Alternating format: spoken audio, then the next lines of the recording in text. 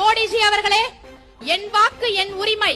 பெற்ற குழந்தையை தாயிடமிருந்து பிரிப்பதும் நாட்டும் குடிமகனின் வாக்குரிமையை பறிப்பதும் ஒன்றுதான்.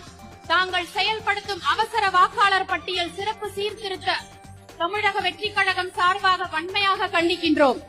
உங்களோட அரசியல் நாடகத்திற்கு மறைமுகமாக ஆதரவு அளிக்கும் கோபாலபுரத்து அடிமைகளை அறிவாலயத்தின் கொத்தடிமைகளாக்கி சமூக நீதியை வளர்த்த மாண்புமிகு மன்னர் முத்துவேல் கருணாநிதி ஸ்டாலின் அவர்களே,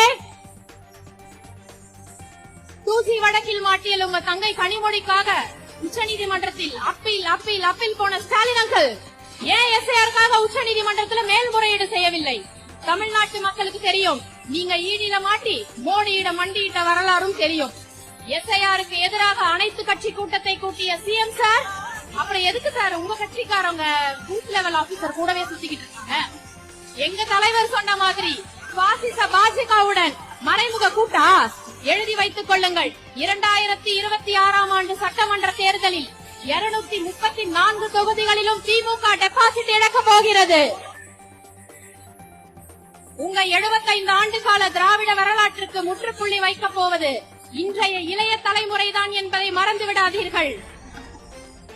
வந்தாரை வாழ வைக்கும் தமிழ்நாடு என்பது பழைய வரலாறு. நம்பி வந்தோரை வாழ வைத்தார் தளபதி என்பது புதிய வரலாறு. மக்களுக்கான நல்ல தீர்ப்பு கிடைக்க வேண்டும் என்று நாளைய தீர்ப்பில் நடித்த எங்கள் தலைவா, உங்களுக்கான தீர்ப்பு மக்கள் மன்றத்தில் எழுதப்பட்டு விட்டது. 1967இல் CN அண்ணாதுரை எனும் நான் என ஒலித்த குரல், 1977இல் MG ராமச்சந்திரன் எனும் நான் என ஒலித்த குரல், 2026இல் விஜய் எனும் நான் என ஒலிக்கப் போகும். வெற்றி தலைவரின் வெற்றி குரல் ஏழைகளின் குரலாக, தொழிலாளர்களின் குரலாக, முதியோர்களின் குரலாக, பெண்களின் குரலாக, இளைஞர்களின் குரலாக, மாணவர்களின் குரலாக, ஒட்டுமொத்த தமிழக மக்களின் குரலாக தலைவர் தளபதி அவர்களின் குரல் சட்டசபையில் ஒலிக்கும் நாள் வெகு தொலைவில் என்பதை தெரிவித்துக் கொண்டு எனக்கு பேச வாய்ப்பு. சூப்பர்க்கா, திமுக அரசையே தூக்குல தொங்க விட்டக்கா.